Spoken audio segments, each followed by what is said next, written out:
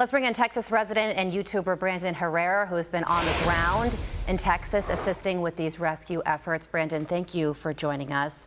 The images are shocking, but you are seeing this with your own eyes. So can you describe the level of devastation that you're witnessing firsthand? Yes, ma'am. So we first went up the night of the 4th just to kind of get a feel for the situation. It's probably 30 minutes away from where we are. So these are our neighbors. These are people that we know in the community.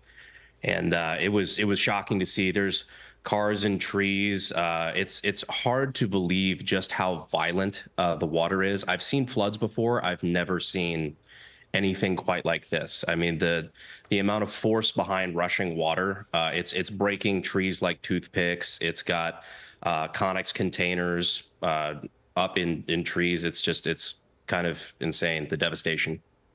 41 people, Brandon, are still missing, including those 10 campers. Is this still a rescue mission in your eyes? Is there still a chance? Well, you always want to try to keep hope alive, especially there are people right now that are watching that are still missing loved ones. So you definitely still want to keep the idea that these people are savable.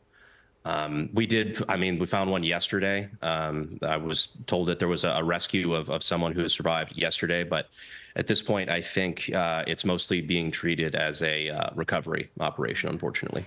Brandon, tell us more about the rescue that you witnessed yesterday. What were the circumstances and details surrounding their rescue? Well, there was one that went pretty viral of a woman that was stuck in a tree. She was up in a tree, maybe 30 feet in the air, that they were finally able to get to. A woman in her mid-20s, which was awesome to see. There's a couple of stories of miraculous recoveries like that, but just with the violence of the water, you're finding people maybe 20, 30 miles from where they were picked up. Wow, and that is why you should always keep hope alive. In your estimation, and maybe you've thought about this, I know you've been working with first responders and a fire department that has been just absolutely decimated by this flood, and I want to talk to you about that in a little bit. But do you think that there could have been anything to have better prepared people for something like this? Maybe an outdoor warning siren like those used in tornado-prone areas of Texas come to mind? There's definitely going to be a lot of analysis of this afterward. This was a very tricky case, though, because a lot of this stuff happened in the middle of the night. So it's hard to get the word out when everyone's asleep, especially when in certain areas like around Hunt, I know that there was massive power loss. So all of these things can just aid to the perfect storm. Tell us about that fire department that you have been honing in on and trying to help out. Absolutely. So a big staging area, especially early on, was the Center Point Volunteer Fire Department. They were completely underwater. It was pretty high up on the riverbank as well. But they even have a line inside the fire department where you can see the water was up to 8 feet. They lost a lot of their essential life-saving gear and a lot of their equipment was trashed. But within 24 hours, they had that fire station back up and running as far as being a base of operations. The guys on the ground there have been fantastic to work with. So we're trying to do what we can to work with first responders, get them energy drinks, help with recovery efforts, basically anything we can do to try to help this go smoother. Well, when disaster strikes like this, you know, you have state, local, federal all coming in at once, along with charities and outside organizations rather. Do these rescue efforts feel organized to you? There's always going to be some issues when it comes to interagency operations. That was the number one complaint that we heard from first responders early on, is that communications were questionable at best, and especially interagency communications. But it strikes me that this is something that wasn't massively rehearsed. So you're always going to have those sort of complications. And it begs the question as to whether or not maybe it should be. Is there anything else that's needed right now?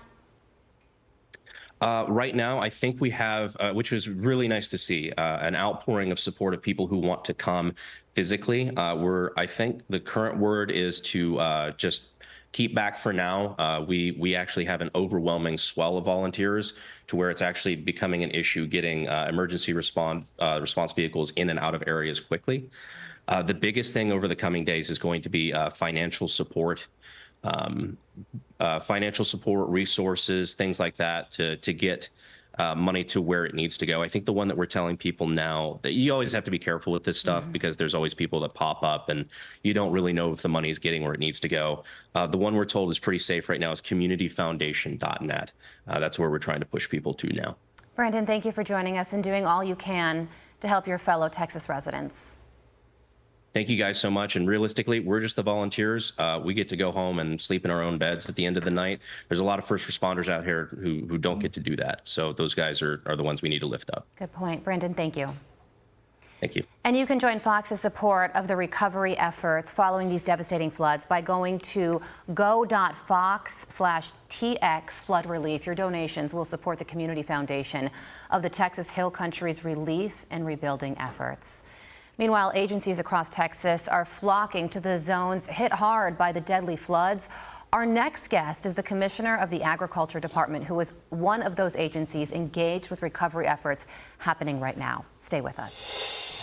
And federal agencies across Texas are jumping in to help ramp up those search efforts for the missing after those deadly flash floods. The Texas Department of Agriculture is one of those agencies engaged in the response effort, and their commissioner, Sid Miller, joins us now. Commissioner Miller, thank you so much for joining us. We are so sorry for everything that is happening in your great state of Texas. But, you know, this storm hit cattle country, which means that the economic impact will be devastating. Tell us about what ranchers are facing right now. Well, we've lost hundreds of miles of fencing, barns, all kinds of buildings, structures. We found livestock, cattle in the tops of trees. We haven't, we're still so focused on search and rescue of the over 40 people that are still unaccounted for that we haven't even, had time to start calculating the agriculture loss. But it's very devastating. To try to put this in perspective, within a 24-hour period, there was enough water came down the Guadalupe River through Kerrville that would equal the water going through Niagara Falls in a month and a half. If you've ever been to Niagara Falls, you can't even get your head around, what that is. It's a 26-foot wall of water at 3 a.m. in the morning, and caught everybody off guard. We still have over 40 people missing. Our death count is up to 82 people in those 21 counties down there. It probably go over 100, unfortunately, because we still have over 40 people missing. My agency is part of the emergency management response. I have a fund called the STAR Fund, which we raise money from individuals and private entities. We get that back out to the farmers and ranchers to cover things that crop insurance doesn't cover. Mostly fencing and building and, burying dead animals, things like that. People want to donate to that, they can go to my website, texasagriculture.gov. We have a hay and feed hotline. If people want to donate hay and feed, you can go to that same texasagriculture.gov or call 512-787-9966.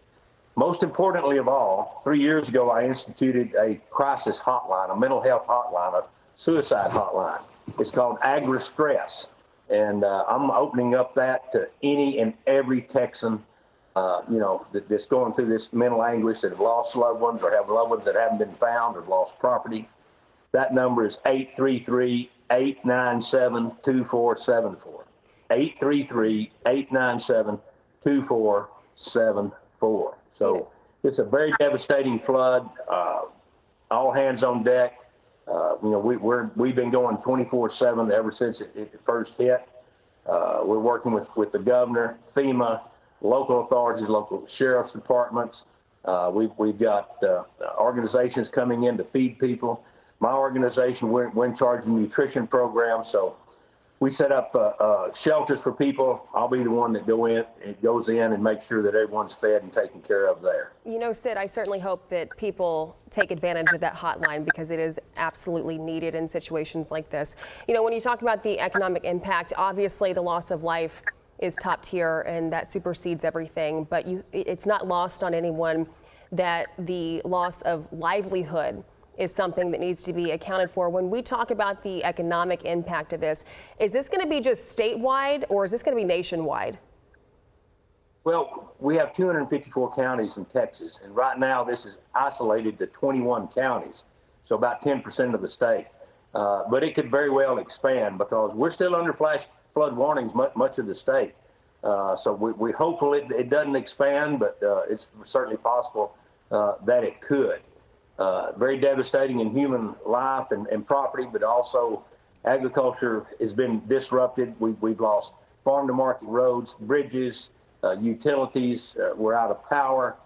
Irrigation systems have been wiped out. Crops are gone. Crops are underwater.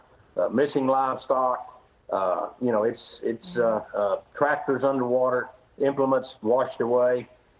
You name it. It's happening in those 21 counties. Are you worried about the storm that's expected today and tomorrow, next 24, 48 hours? I mean, what could that look like? What could that do to your state? Well, of course. And number one, we still have over 40 people unaccounted for, so it's search and rescue right now. We're assuming that they're still alive, and so that's our mission right now. Our sole focus is to rescue people. Hopefully, we can find more that have survived. More flash flooding, more rain will hamper those efforts. So. But we're going to be prepared. We're expecting it now. This caught us off guard at 2 to 3 a.m. in the morning when everyone was asleep. Very little warning time. The legislature is going to come back, and we're going to fix that problem. We have a better alert system, not just for flooding, but for any type of emergency. What do you think that alert system will look like? Real quick, final question to you. Well, it'll be a lot like an Amber Alert on your phone, where your phone will go off. The problem is people silence their phones at night, where they don't ring and don't go off. So we've got to overcome that somehow to let this emergency management system work, even though you have your phone on sleep mode. So, but we'll get there. We have the technology to make that happen. Again, three things you can help with: the STAR Fund, TexasAgriculture.gov, the Hay and Feed Hotline, and the Agri-Stress Network. Those are all at TexasAgriculture.gov. All right, very good. Texas Agriculture Commissioner Sid Miller, thank you for joining us, doing your part. We appreciate it. Thanks, Sid.